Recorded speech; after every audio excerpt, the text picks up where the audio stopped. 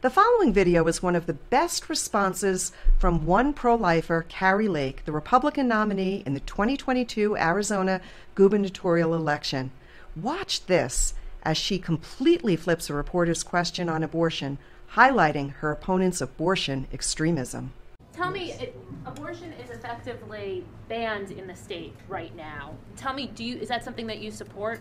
I support saving as many lives as possible. And what I really want to know, and I've been waiting, I tune into you guys all the time, I want to know where Katie Hobbs stands, but I never hear you guys ask her that. I'm pro-life.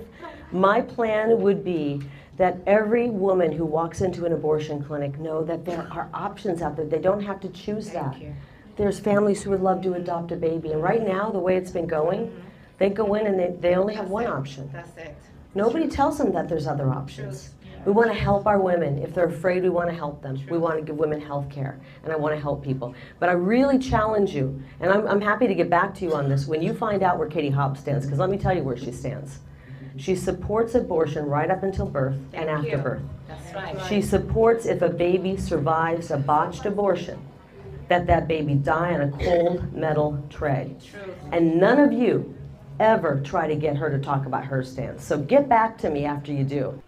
The left, stung by the Supreme Court Dobbs decision reversing Roe and returning the nation to a 200-year constitutional standard, has an interesting and wildly false comeback. Forget fetal heartbeat.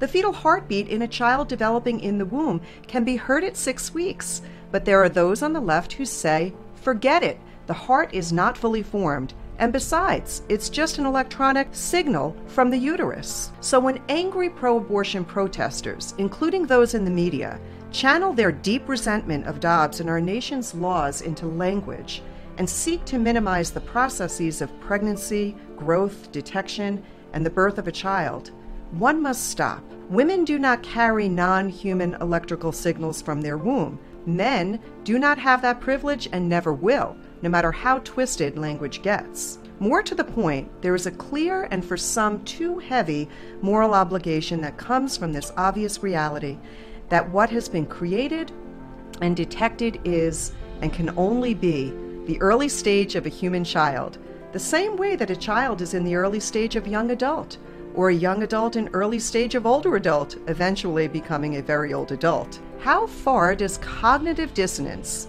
the ability to hold two contrary ideas in the mind at the same time, really go? Because they say what you see and hear on an early ultrasound is embryonic activity, electrical currents being sent through cells that will develop at a much later time into a heart. Thus, it is just cardiac activity heard on an early ultrasound.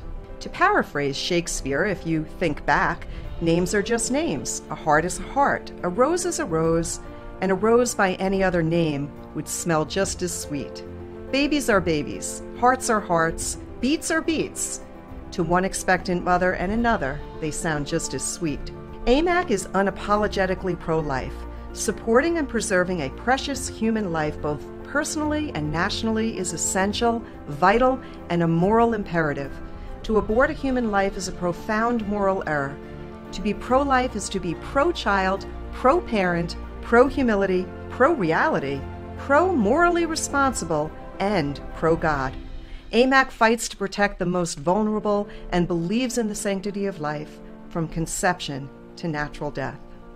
That's it for now, folks. I'm Rebecca Weber. This is your Better for America special, sponsored by AMAC Newsline.